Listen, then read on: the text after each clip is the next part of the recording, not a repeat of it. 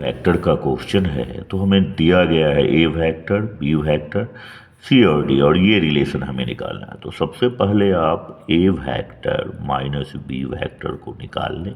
तो ए minus B क्या हो जाएगा, ये हो गया हमारा -3i वेक्टर, ये हो गया +2j वेक्टर और ये हो गया +k वेक्टर।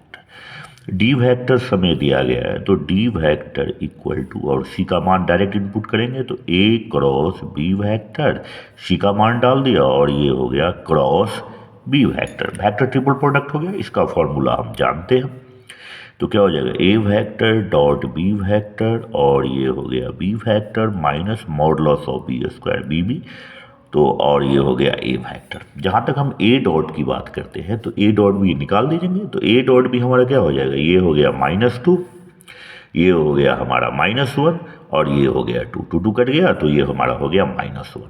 और बी वेक्टर की वैल्यू डाल दे तो बी वेक्टर हमारा क्या है, बी वेक्टर आपको पता है, बी वेक्टर हो गया आपका 2i minus j n plus k vector.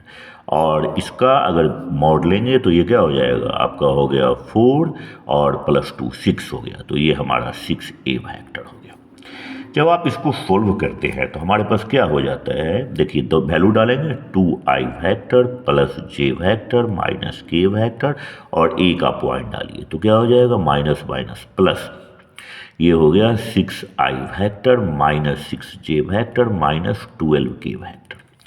इसको जब हम सोल्व करेंगे तो ये क्या हो जाएगा, 4i वेक्टर, ये हमारा -5j वेक्टर और ये हो गया -13k वेक्टर।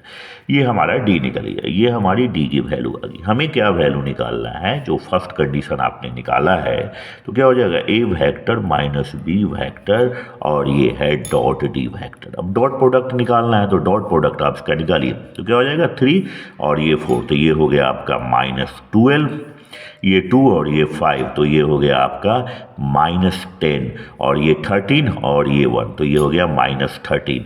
तो ये कितने हो जाएंगे, ये 22 यानी ये -35। यही आपके आंसर हो जाएगा, आंसर आपका ऑप्शन ए हो जाएगा।